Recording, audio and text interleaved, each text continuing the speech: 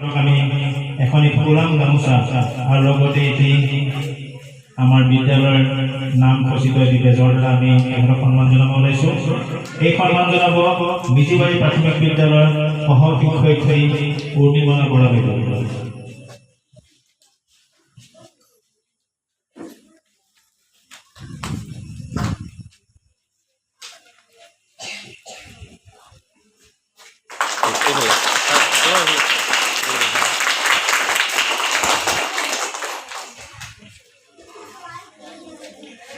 এতিয়া আমি তেখেতলৈ প্ৰস্তুত কৰা এখনি কৃতজ্ঞতা।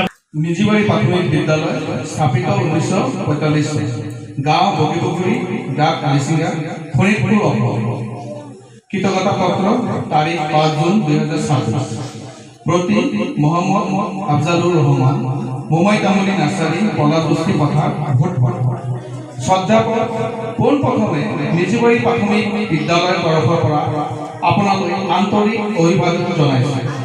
আপুনি আপোনাৰ কৰ্ম আৰু চিন্তনৰ দ্বাৰা পৰিৱেশ সংৰক্ষণ, সংবৰ্ধন আৰু সুন্দৰ কৰি তোলাৰ ক্ষেত্ৰত অৱদান মাত্ৰ পদক্ষেপ হিচাপে আজি 5 জুন বিশ্ব পৰিৱেশৰ দৰে পবিত্ৰ আৰু উল্লেখযোগ্য দিন এটি আপোনাৰ প্ৰকৃতি প্ৰেমৰ আদৰ্শনত পদক্ষেপ হিচাপে আমাৰ বিদ্যালয়ৰ ছাত্ৰ ছাত্ৰীৰ বাবে 100 জোপা নেমু গছ পুলি প্ৰদানেৰে যি মহামহতাৰ পৰিচয় দাঙি ধৰিলে তাক আমি শব্দৰে প্ৰকাশ কৰিব নোৱাৰোঁ।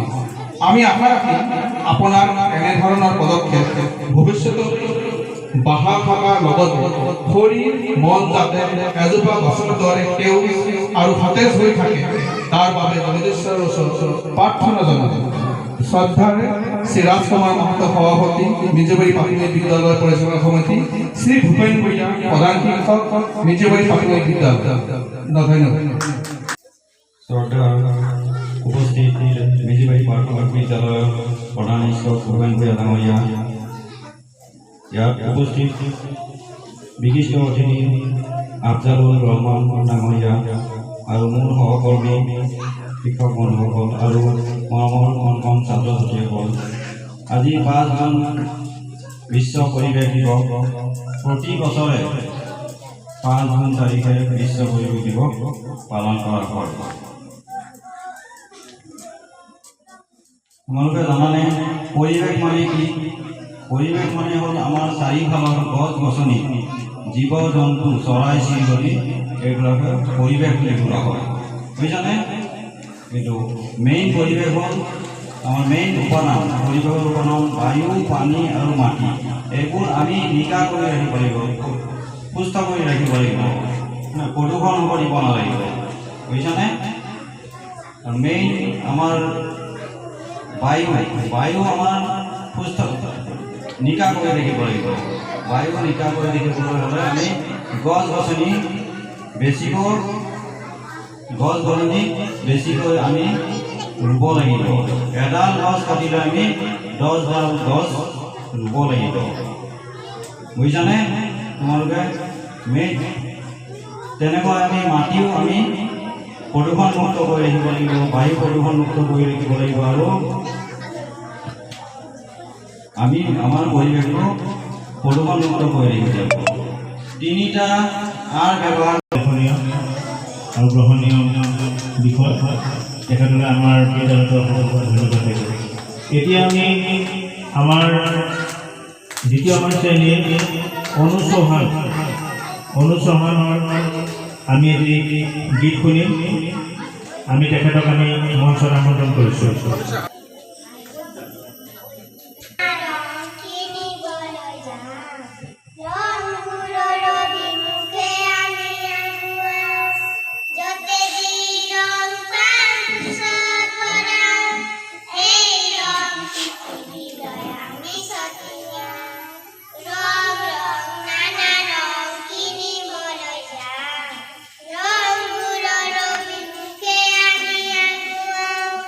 Yo te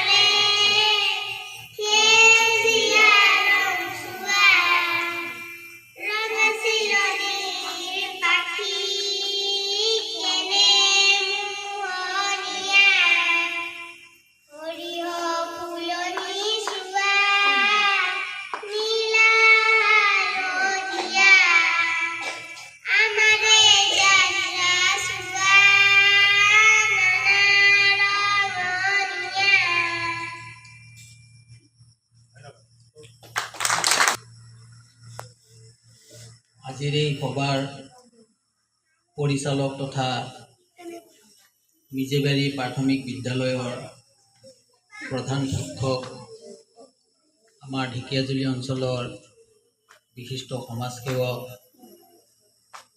প্ৰকৃতিপ্ৰেমী আৰু মোৰ অতি শ্ৰদ্ধাৰ আমাৰ এই বিদ্যালয়ৰ প্ৰধান শিক্ষক শ্ৰীযুত ভূপেন ভূঞা মহোদয় আৰু এই মিজিবাৰী প্ৰাথমিক বিদ্যালয়ৰ শিক্ষক মণ্ডলী, আমাৰ বাইদেউ, মোৰ লগত অহা মোৰ ভাগিন শ্বাহেদ আলী ডাঙৰীয়া, এই স্কুলৰ ৰন্ধন কাৰ্যৰ লগত জড়িত আই মাতৃসকল, বিদ্যালয় পৰিচালনা কমিটিৰ বিষয়ববীয়াসকল আৰু মোৰ অতি মৰমৰ ছাত্ৰ ছাত্ৰীসকল। প্ৰথমেই আজি বিশ্ব পৰিৱেশ দিৱস। এই দিৱসৰ প্ৰতি লক্ষ্য ৰাখি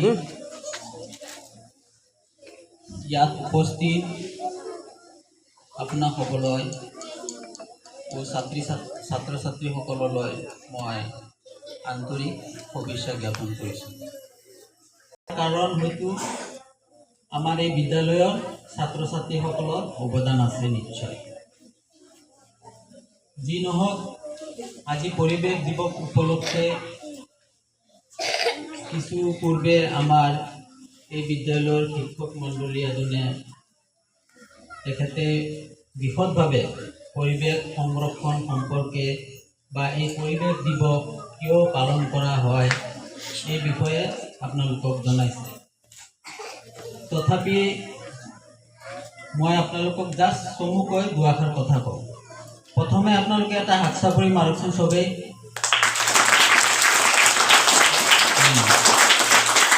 আকৌ ধুনীয়া কৰি বহক।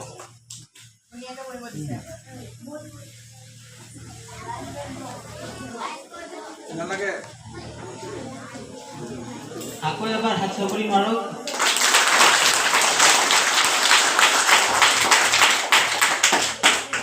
ধন্যবাদ। এতিয়া একদম সুন্দৰভাৱে আমাৰ ছাৰেও ক'ব, মই যিখিনি ক'ম আপোনালোকে শুনিব, ঠিক আছে? গছ পুলি কিয় ৰুব লাগে?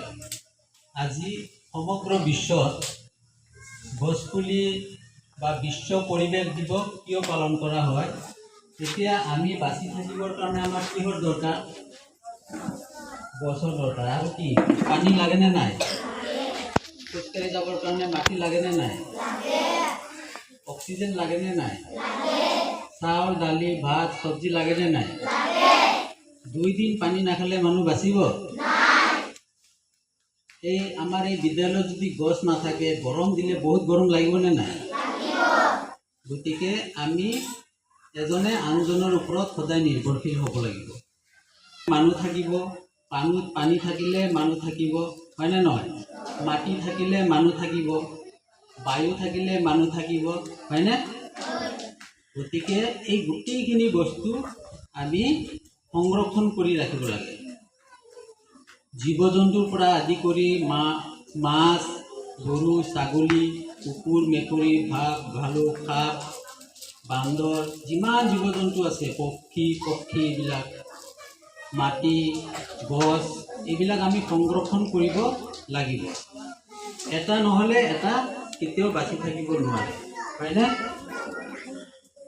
মই খুব দীঘলীয়া নকৰোঁ।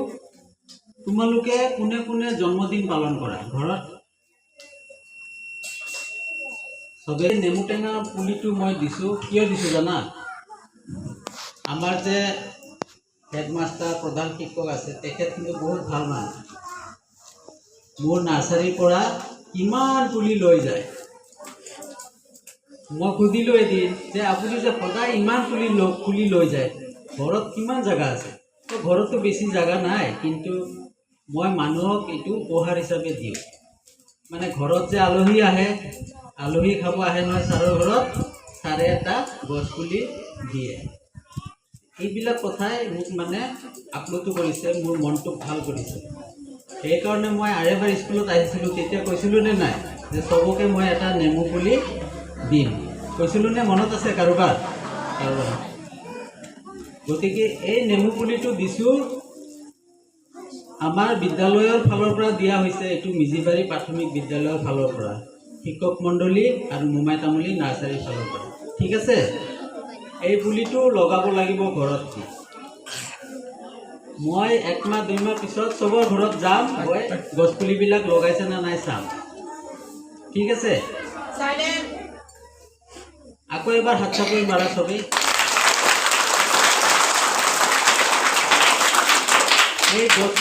এই গছপুলিকেইটা কিন্তু জাক জাক চাৰে দিব, চবেই লগাবানে নাই? তাতে পানী চানী দি থাকিবা। 1 বছৰ বা 6 মাহ পিছতে ইয়াতে নেমু ধৰিব। নেমুটো স্বাস্থ্যৰ কাৰণে বহুত ভাল। এজন মানুহে যদি সৰুৰ পৰা গোটেই জীৱনটো বাচি থকা দিনলৈকে যদি এটা নেমু দিনত খাব পাৰে, তাৰ কোনো ধৰণৰে ৰোগ নাহে। মই কিতাপত পাইছোঁ, বহুতে ডক্টৰবিলাকেও কৈছে। যোনে বেছিকৈ নেমু খায়, লিম্বু বুলিও কয় কিছুমানে নেকি, লেম্বুটো ভাতৰ লগত সদায় খাব লাগে। খালে কি হয়, বেমাৰ আজাৰ নহয়, মানুহৰ ইমিউনিটি ষ্ট্ৰং হয়। আৰু এইটো এটা এচিড হয়, চাইট্ৰিক এচিড, মানে পেটৰ হওক শৰীৰৰ হওক বহুত বীজাণু ই ধ্বংস কৰে। এই নেমু পুলিটো আজি যে লৈ যাবা, চবেই লগাবা নে নাই ঘৰত? লগাবা?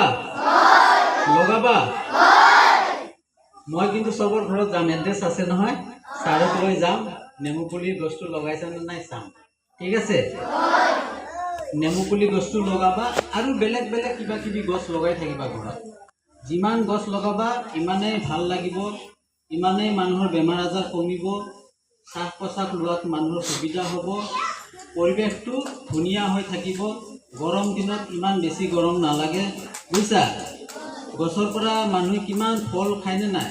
আম গছত আম লাগে, লেচু গছত লেচু লাগে, মধুৰিআম টেমৰছ গছত টেমৰছ লাগেনে নাই? এইবিলাক আমি খাওঁ। যদি নলগাওঁ ফলটো ক'ৰ পৰা আহিব, হয়নে? সেইকাৰণে গছ লগাবা। তোমালোকে ঘৰত গছ লগোৱা দেখিলে তোমাৰ মা বাবাও গছ লগাব। ঠিক আছে, গছক মৰম কৰিবা। খুব মই দীঘলীয়া নকৰোঁ, সকলোকে পুনৰবাৰ ধন্যবাদ জ্ঞাপন কৰি মই মোৰ চমু বক্তব্য ইমানতে সামৰিছোঁ। তেখেতে বহুত সাৰুৱা আৰু জানিবলগীয়া ছাত্ৰ ছাত্ৰীৰ কথা অৱগত কৰিলে, আৰু ছাত্ৰ ছাত্ৰীসকলে এই কথাখিনি আখৰে আখৰে পালন কৰিলে তেওঁলোকৰ জীৱনলৈ সুখ আনন্দ ফূৰ্তি আহিব।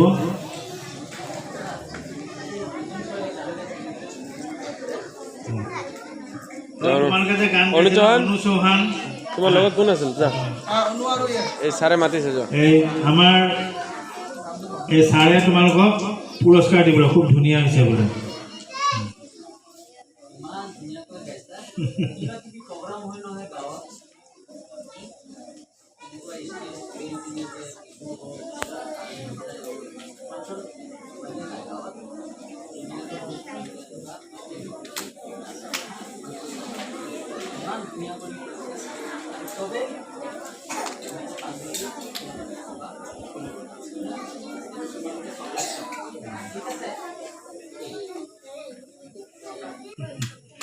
ধন্যবাদ ৰহমান ডাঙৰীয়ালৈ ধন্যবাদ থাকিল। তহঁতক ধুনীয়া পুৰস্কাৰ দিছে। কিহৰ কাৰণে দিছে? হা, ভালকে গান গোৱাৰ কাৰণে ন?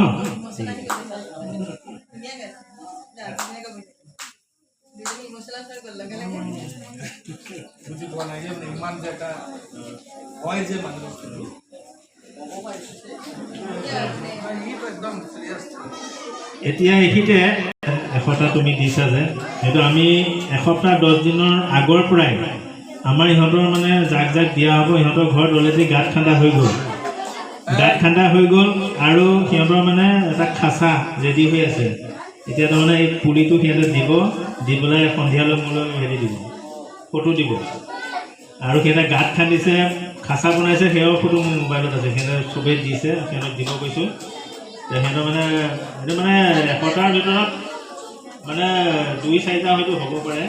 কিন্তু মই আশা ৰাখিছোঁ মানে গোটেইখিনি জীয়াই থাকিব যেন লাগে নাজানো আৰু পিছলৈ কিন্তু প্ৰিপেৰেশ্যনটো এতিয়া তোমালোকৰ প্ৰত্যেকৰ ঘৰত গাঁত খান্দা হৈছেনে নাই গাঁত খান্দা ৰেডি আছে খাচা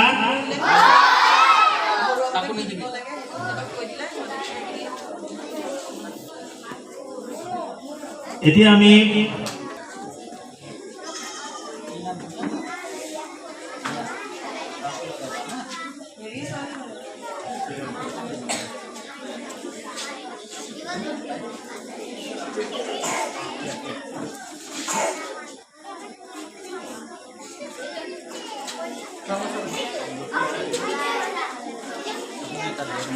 লাগিলে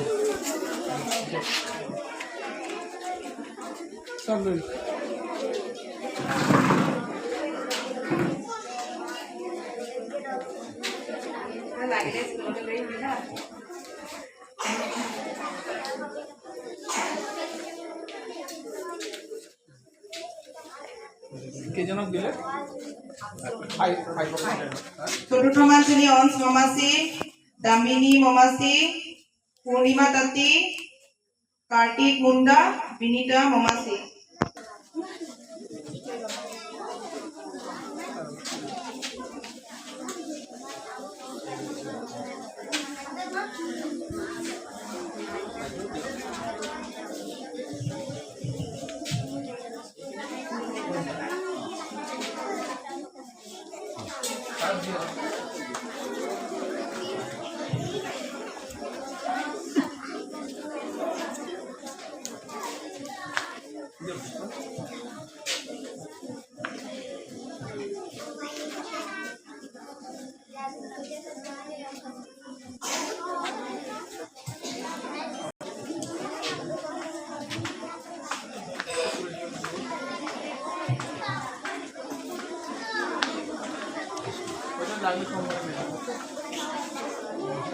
प्रॉब्लम नाही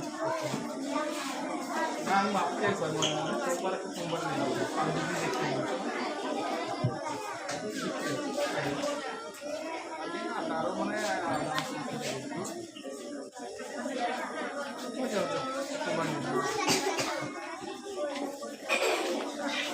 এতিয়া আমি প্ৰত্যেক শ্ৰেণীৰ 5জন ছাত্ৰ ছাত্ৰীক আমি এতিয়া আমি প্ৰাথমিক বিদ্যালয়ৰ সমূহ ছাত্ৰ ছাত্ৰী শিক্ষক শিক্ষয়িত্ৰী সমন্বিতে আমাৰ মাজত আমন্ত্ৰণ কৰি অনা আফজালুৰ ৰহমান ডাঙৰীয়া আমাৰ মাজত আছে আৰু তেখেতৰ বহুমূলীয়া সময় আজিৰ দিনটোত তেখেতে খৰচ কৰি আমাৰ মাজত উপস্থিত থাকি তেখেতৰ যি কৰ্মৰাজি প্ৰকৃতিৰ প্ৰতি তেওঁৰ যি মৰম স্নেহ আৰু তেওঁৰ যি অৱদান তেখেতে সেই আদৰ্শনাত্মকভাৱে আমাৰ মাজত দাঙি ধৰি আৰু তেখেতে আমাৰ মাজত উপস্থিত থাকি তেখেতৰ বহুমূলীয়া মন্তব্য আমাৰ মাজত দি আৰু ছাত্ৰ ছাত্ৰীৰ প্ৰতি থকা তেওঁৰ মৰম স্নেহ আমি তেখেতৰ সৰ্বশৰীৰত দেখা পাইছোঁ বুজি পাইছোঁ সেই গতিকে আমি ভৱিষ্যতলৈ তেখেতৰ পৰা পুনৰবাৰ আমাৰ বিদ্যালয়খনৰ প্ৰতি থকা তেখেতৰ মৰম স্নেহ আৰু আশীৰ্বাদ লগতে সহায় সহযোগিতা আগলৈ যাতে আমি পাই থাকিম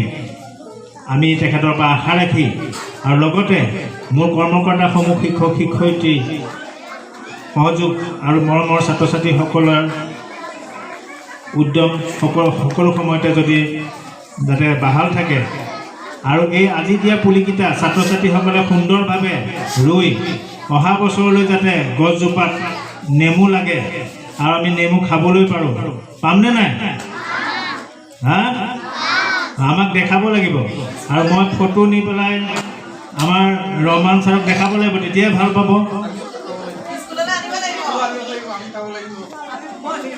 যাতে গছপুলিডাল নষ্ট নহয় খুব সুন্দৰকৈ আমি পৰিকল্পনা কৰিছোঁ সেই পৰিকল্পনা মতে আমি কৰিলে এটাও পুলি নষ্ট নহয় হ'ব জানো নষ্ট আমি পৰিকল্পনা মতে যদি আমি কামখিনি কৰোঁ আৰু কামখিনি কৰি আহিছোঁ আৰু কৰিলে আমাৰ এটাও গছপুলি নষ্ট নহয় সেই গতিকে আমি বেছি দীঘলীয়া নকৰোঁ ইমানখিনি কৈ আমাৰ আজিৰ এই বিশ্ব পৰিৱেশ দিৱসৰ যি অনুষ্ঠান ইমানতে সমাপ্ত হ'ল বুলি মই ঘোষণা কৰিলোঁ